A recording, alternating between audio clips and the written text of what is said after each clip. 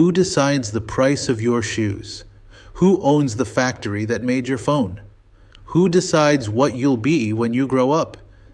The answer to all these questions is your country's economic system. These systems, capitalism, socialism, and communism, are the rules for how a country's money and resources are managed. They are the biggest and most important gain in the world, and in this video, we're going to compare them side by side to see how they work. Think of your family as a small country. You have limited time and money, so you have to make choices. First, what are you going to make for dinner? Pizza or salad? Second, how are you going to make it? Will you order it or will you cook from scratch? Third, for whom is this dinner for? Does the person who paid get the first slice, or does everyone get an equal share, even the cousin who just showed up? Every single country, every single day, has to answer these same three questions: what, how, and for whom to produce.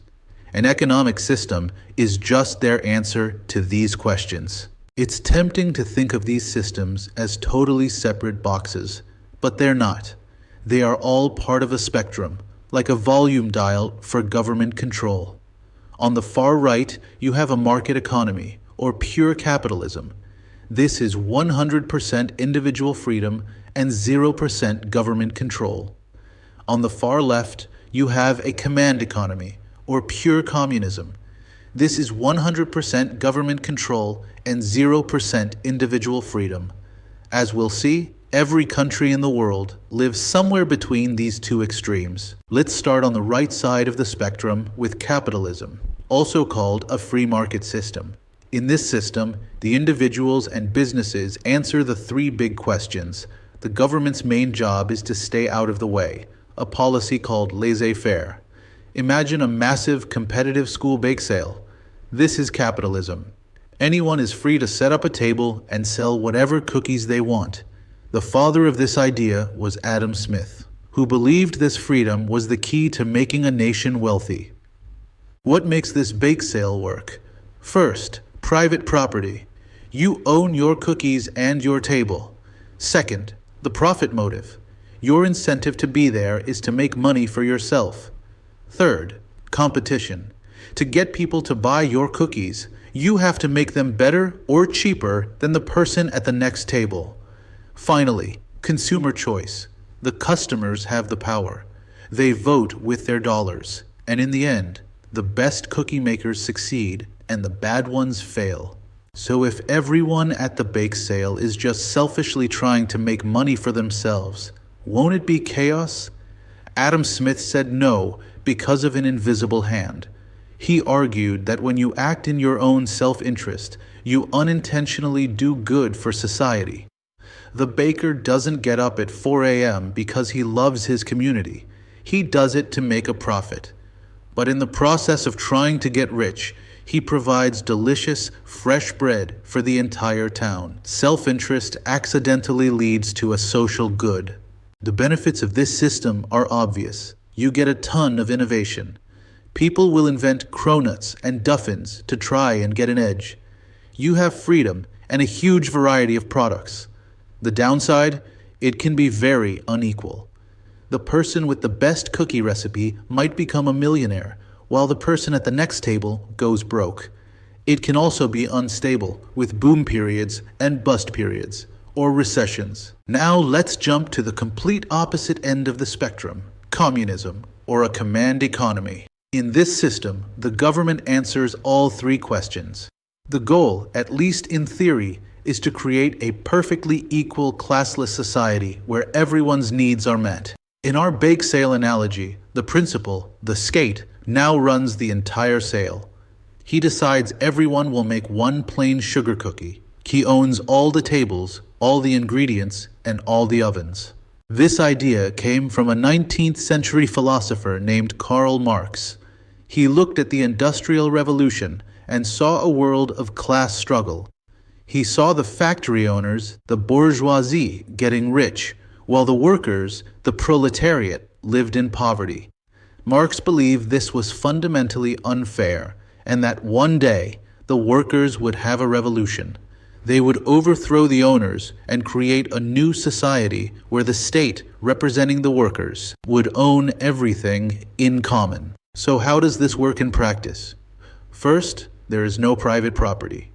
You can't own your own table at the bake sale. Second, a central planning committee decides everything. They might issue a 5-year plan that says the nation will produce 10 million sugar cookies and 5 million uniforms, regardless of whether people actually want them.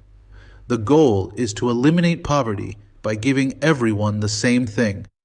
But as you can imagine, this creates problems. The theory of communism sounds good to some. No one is poor, no one is unemployed, and your basic needs are met. The reality is very different. If you get the exact same pay whether you bake 1 cookie or 100, what's your incentive to work hard? There isn't one. This lack of incentive leads to massive inefficiency and shortages. The government plans for 10 million cookies, but the bakers are unmotivated and only make 5 million. This results in long lines for basic goods, a loss of all personal freedom, and a system that has historically failed to produce the equality it promised. Both pure capitalism and pure communism have serious flaws. That's why a third system, socialism, exists in the middle. Socialism tries to take the best of both worlds. It keeps the innovation of capitalism, but adds the social safety net of communism. In our bake sale, the principal doesn't run the whole sale. He just runs the essentials. He says, I will provide free public milk for everyone. You can still run your own private cookie tables and compete. So under socialism, the government owns and operates the key industries, the things everyone needs, like healthcare, education, and transportation. But private businesses still exist. You can still create the next big tech app or open your own coffee shop. How does the principal pay for all that free milk? High taxes. The government takes a much larger percentage of the private business's profits and redistributes that money to pay for the social safety nets, like free college or universal health care. The pro of this system is a high quality of life and low inequality. You don't have to worry about going bankrupt if you get sick, and poverty rates are often very low. The con is that those high taxes can be a disincentive. Why work 80 hours a week to invent a new product if the government is going to take half of your profit? It can also lead to the government-run industries being slow and inefficient, like a long wait at the DMV. This chart is the perfect summary. In capitalism, you own the bake sale, and your goal is profit. In communism, the principal owns the bake sale, and his goal is to give everyone one equal cookie. In socialism, you own your cookie table, but the principal runs the milk station and taxes you to pay for it. There's one more system we should mention, the original one, a traditional economy.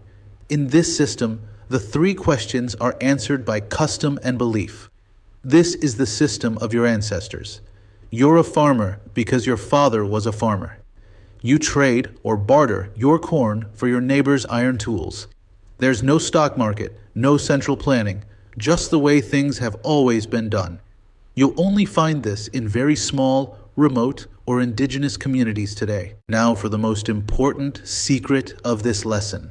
No country on earth is pure, not one. Every single country, including the United States, is a mixed economy. They are all a blend of capitalist and socialist ideas. The real debate isn't capitalism versus socialism. The real debate is where on the spectrum a country should be. How much command and how much market should we have?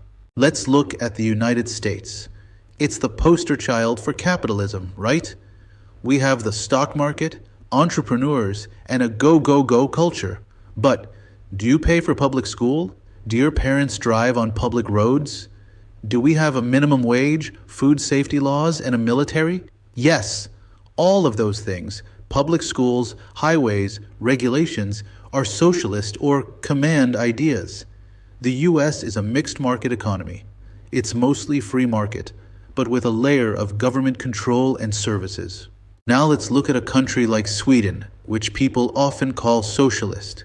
It's true they have a huge social safety net, universal health care, paid family leave, and free college, all paid for with high taxes.